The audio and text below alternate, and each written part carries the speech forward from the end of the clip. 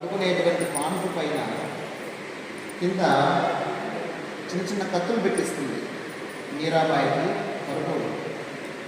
ఆమె కృష్ణుని విగ్రహాన్ని పట్టుకొని ఆడుతూ ఆడుతూ ఆడుతూ నాట్యం చేస్తూ దెబ్బ నుంచి ఇలా పడుకునేస్తుంది, మీద పెట్టుకునేసి కృష్ణుని వేస్తుంది. అలా దెబ్బని పడుకున్నప్పుడు ఆ పాము పైన పడుకుంటే ఏమైతుంది, కింద కత్తులు ఉంటాయి కదా, అవన్నీ బాగా కూర్చొని వేస్తే చచ్చిపోతుంది లేదు, లేదా నడుము పంటే కూడా పోతాయి. అప్పుడు ఎట్లా పనికిరా సంసారానికి అని చెప్పేసి ఇంకొక పెళ్లి చేయొచ్చు అని మా అన్నయ్యకి అని భోజరాలు చెల్లెలు ఆ విధంగా చేస్తుంది. మీరాబాయికి వదిలైతుంది. చేస్తే ఈమె ఎగురుతూ ఆటలాడుతూ నాట్యం చేస్తూ కృష్ణుని గిరిధారి గోపాలను భుజ మీద పెట్టుకుని ఎత్తుకొని ఆడుతూ వచ్చేసి దెబ్బని ఆ పాంట మీద పడిపోతుంది. హాయిగా చిన్న నవ్వుతూ అట్టుకోడు పడుతుంది. ఏమీ కాదు. తర్వాత ఆమె బయటకు పోయినాక అదే పనిగా చూస్తే ఆ కత్తలు రోజా పుల్లైపోయాయి. ఈమె స్పర్శతో కత్తులు కూడా రోజా పుష్పాలుగా మారిపోయినాయి. అవేం చేస్తాయని పుచ్చుకుంటాయా? పాలలోకి తాళనాకు విషయాన్ని కనిపిస్తుంది.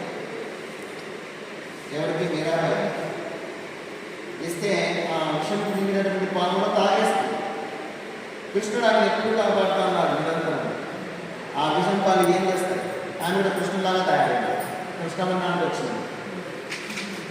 కాసేపు భక్త ప్రహ్లాదునికి వాళ్ళ ఆయన విషయం పెట్టి సాగితే అతడు కూడా కృష్ణులాగా మారిపోతాడు.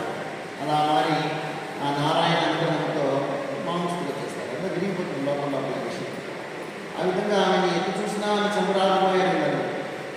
దాంతో ఇంతకుముందే విధంగా నన్ను విధించుకోవాలని చూశారు.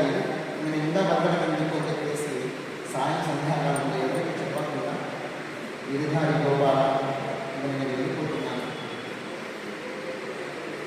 నీవు నీ ఇష్టం వచ్చిన చోట ఉండి సంతోషంగా ఉంది, నన్ను దూరం చేసుకోవాలని సందేశం తెచ్చిపెట్టారు.